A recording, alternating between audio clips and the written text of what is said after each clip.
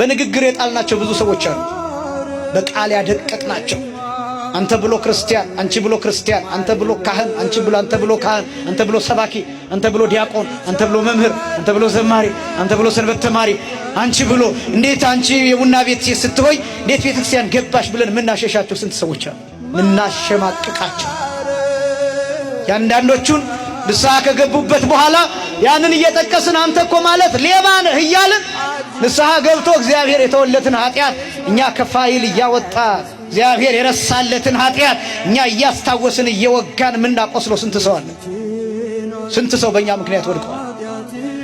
በስጋዊው እንኳን ብትመለከቱ አንተ አሁን የት ልትደርስ ነው እያልን ሐኪም መሆን የሚገባቸው መሐንዲስ መሆን የሚገባቸው ብዙ ኃላፊነት ላይ መቀመጥ የሚገባቸው ገና ከልጅነታቸው አሸማቀን ስቀን ባለባበሳቸው ስቀን አሸማቀን ምናደቃቸው ስንት ሰዎች አሉ።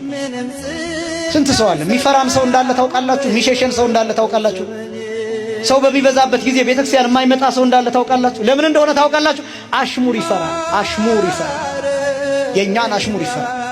ስለዚህ ምን ይላል? ዛሬ ንግስ ይነግሳል። ስለዚህ ህዝቡ እንዳያየኝ ትንሽ ቀለል ሲል ታቦቱ ሲገባ ሄዳለሁ ብሎ እኔና እናንተው ልቅ ብለን ከወጣን በኋላ መጥቶ እዚህ ስቅ ብሎ የሚያለቅስ ብዙ ክርስቲያን አለ። የኛን እግር ጠብቆ የሚመጣ እኛን የሚፈራ ለምን ተፈራ? ለምን ተሸሸ?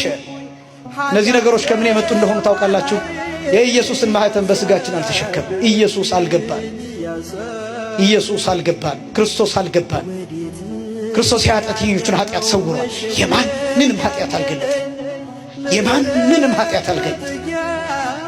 የማንንም ክርስቶስ ያሳየን ይሄን እውነተኛ ክርስቲያን የክርስቶስን ማንነት ተመልክቶ አርአያነቱን ምሳሌነቱን የሚከተል ሁላችንም ለዚህ የበቃን ያድርገን።